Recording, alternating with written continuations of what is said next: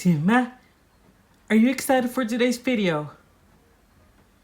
Simba, today's video is about you. Are you excited? Are you excited? Oh. Are you excited, Simba? Hey there, welcome to my channel. Thank you for watching this video today. Today we're going to talk about what to expect when you're expecting a dog. In this video, I will discuss 3 different topics with you of things that you need to keep in mind when you're getting a dog, or maybe you already have your dog but you're still in like the beginning phase, so the first couple of weeks / months with your dog. And after that, I will also explain to you the mistakes that I made, so hopefully you will not make them, or you will make them and then you will learn from it, because that's how we all learn, isn't it? So before we get started, I would like to remind you to subscribe to my channel and to click on the little bell that's over here, so you get notified every time I post a new video, which would be amazing. Okay, let's get started. Alright, so first we're going to talk about the very first few days with your dog. What do you need to have in your house before the dog comes? And what can you expect? What do you need to prepare for? First of all, very important, if you're getting a puppy, make sure you know the food that he has been given before you got him. Because puppies have a very sensitive stomach, and normally they don't advise you to change the food of a puppy before he's 1 year old. So it's very important that you give him the same food that he's been given before. With me, for example, I was not very lucky. Like they were giving Simba the most expensive food that there's on the market, so I had to keep that up for a year, or at least something very similar to it, you know. So that's very important to have in your house before your dog comes. Then, I mean, you probably already know that when you're getting a puppy, he's not potty trained yet, so please be prepared for a lot of pee and poo in places where you don't want him to pee and poo. Yeah, I mean, that's just the way it is. What you need to get are these floor diapers. I don't know the official name for it actually, but I'll show you a picture so you can see what I mean with floor diapers. Now I call them floor diapers because they literally are diapers. Like, they take up all the fluid of the dog's pee, so it doesn't leak to your floor or carpet or wherever you want to put it. I advise you to put it in one place and to teach your dog to do his things there, because if you keep moving it around, then he's not gonna know that he needs to do his things on the floor diaper, and then he will do it on your carpet or on your sofa or on your bed or all those other places where you don't want him to do his things. Then obviously what you need to get him is a collar or a harness. In my case, and I will show you a video, I got Simba a harness. Because, well, that's just for me personally, okay? Maybe you think differently, but for me personally, I don't like to, especially in the beginning, you have to pull a lot at your dog, like, no, stay close to me, or no, don't go there, you know what I mean? And personally, I don't like the idea of pulling at his neck all the time. With the harness, you're pulling his whole body. So I chose to get a harness, but that's really up to you. So now you can see the way I'm pulling him. I'm pulling his whole body. Sorry, Simba. Okay? I'm pulling his whole body. So you can see the harness. Then what you need to have in your house are dog sweets, puppy sweets, and toys. Now for both of them, as for the sweets, as for the toys, you need to make sure, go to a pet store or whatever and make sure that they are for puppies, for young dogs. Like, for example, with toys, they cannot be too small, because those puppies, they put everything in their mouth, and if it's too small, then, well, things could get a little bit dangerous. And regarding the sweets, those, as I mentioned, those very young puppies, they have a very sensitive stomach, so they cannot eat some kind of dog sweets that adult dog can eat, if you know what I mean.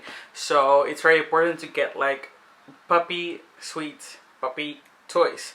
Don't think like, okay, toys, yeah, I mean, it's nice for the dog, but it's not necessary. It actually is, because the more toys you get and the more he can entertain himself, the less he will try to touch your stuff. He will do it for sure, but just a little bit less. Ugh. So that brings me to another thing that I want you to keep in mind is they are like babies. They are like babies. They crawl around the floor and they put everything in their mouth. They might try to take your clothes, small things you may have on a table. So make sure you put everything high. Make sure there are no, like when in my old apartment I had like this clothing rack with long dresses and belts and scarves that were hanging almost on the floor, and I left it there. And of course Simba tried to take all of it. I will show you. So yeah, make sure your house is dog proof. It's not gonna be nice. In fact, in the beginning I felt like it really wasn't my house anymore, because all the nice decoration things that I had to put high, so it didn't really feel like my place, you know. It was like Simba's house. But it's definitely worth it. It's just the beginning, until they stop taking those things, or until you teach them not to do it, and then you can put it all back. Then something that I didn't realize when I got Simba was that in the beginning you will not be able to take your dog out for a walk immediately, and I had no idea about this, really. And I was like, oh my god, yes, I can finally take my dog to the park and chill there with my friends and blah blah blah blah. No, not in the beginning. Well, this depends on how many vaccinations your dog has when you get him. I believe the mandatory thing is one of the most primary basic vaccinations. Just so we're clear, we're speaking about puppies now. I mean, if you adopt an older dog or something, obviously he's probably already had all those vaccinations. So back to puppies. So when I got Simba, for example, he had 1 out of the 3 vaccinations, which means that he couldn't go outside yet to take a walk, because they're very sensitive. Their immune system is not fully developed yet, so he could pick up things on the street that could make him ill and everything. So yeah, he's gonna have to do his things like pee and poop in your house for the first 2 months or first 6 weeks, probably, depending on how much time there is between the vaccinations. Something that you need to keep in mind: you cannot take your dog out to the park immediately, even though you want to, because the vaccinations probably have not been completed yet. So the second thing I wanted to discuss with you was how to dog proof your house. Now, I already mentioned that a little bit before. Great way to stick up your YouTube script, Alicia. No, so anyway, I will show you the video of what Simba did in my house with the clothing rack that I mentioned.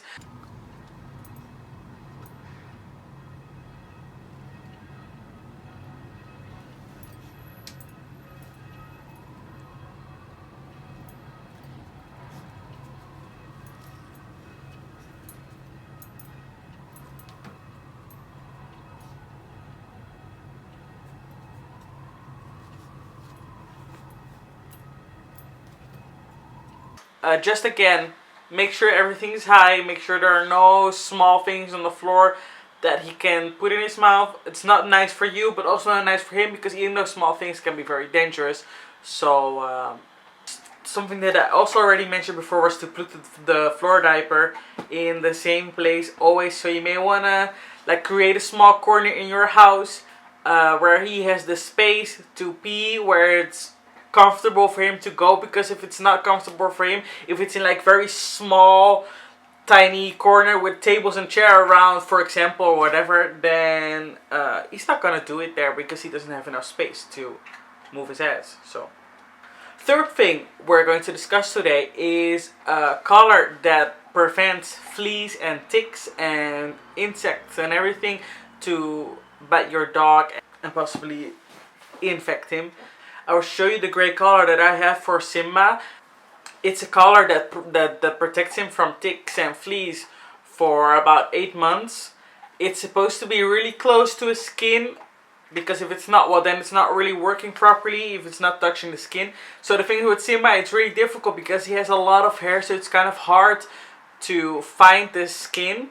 Which is a good thing as well, because that also means that if we cannot find his skin, that ticks and fleas have a hard time getting to his skin. Because he just has a very thick layer of hair, you know, very, very thick. So if you have a dog with a lot of hair, check with your vet. make sure that you put the collar right, because otherwise it's not working properly. And, you know, if you have a dog with a lot of hair, they sell these small tiny little bottles with some fluid that you need to put from the dog's head onto his tail on the skin, like touching the skin, not stopping, constantly touching his skin, and that also helps. So, and if you have a dog with not a lot of hair, then don't worry, then the collar is just gonna be fine. And then you have to change it after 8 months, more or less, give or take. And what, then your dog's protected from all those sneaky little nasty animals. This gray collar is the thing against fleas and parasites and everything. Simba, don't worry, I'm not doing anything weird. It's supposed to be touching the skin of the dog, so that's why I couldn't really find it. Because if it's not touching the skin, it's not working the way it should. So this is it.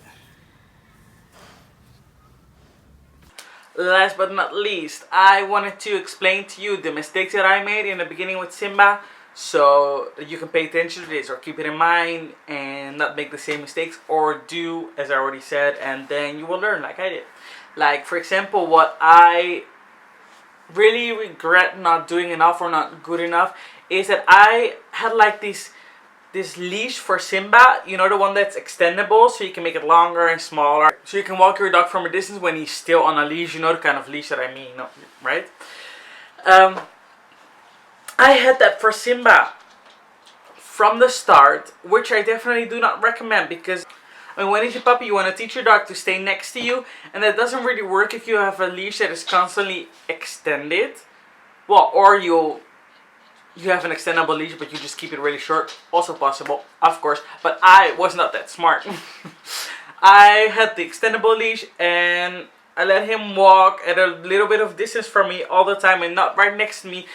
And so he is still kind of struggling with walking by my side, because he's so used to walking a little bit in front of me or a little bit behind, because I always extended the leash. So what I would recommend is don't buy that leash until he is older and he knows that to walk by your side, and just buy a normal leash. Like, the normal leash is that you cannot extend to different lengths, so that you can teach him to walk by your side, and then he will not struggle with that as much as Simba is still struggling. And he's like 1 year and 8 months old, and he still doesn't really walk by my side. So, definitely a mistake that I made.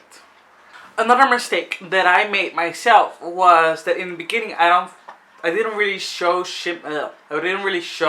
Simba enough that I was his boss, and that he had to do what I said, so to say, because, like, you know, Chow Chows can be a little bit independent. They kind of have a character of their own.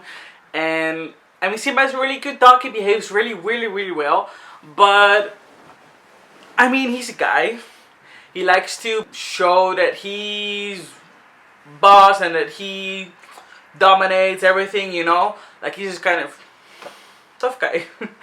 So, whenever I got angry with him because he did something bad, it actually got worse, and then he got angry, for example, or he did like, I don't know if that was like a dog sound, but you know what I mean. Like, he got angry and he made this sound, and that scared me.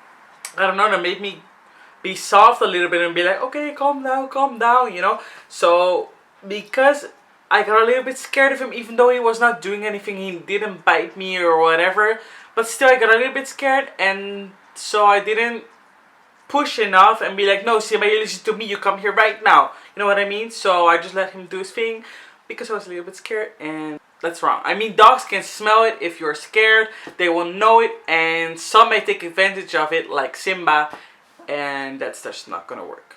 You need to keep both feet on the ground, show them that you are boss and that they have to listen to you. Obviously, there's not one single way to raise your dog. There's some things that may work for you and some things that won't work for you. Some things that will work for your dog and some things that will not work for your dog. I mean, every dog is different, every person is different, so you just have to play a little bit with it and find out what works for you and your dog and what gives the best results. And then I'm sure you will raise an amazing, a really good and lovely dog.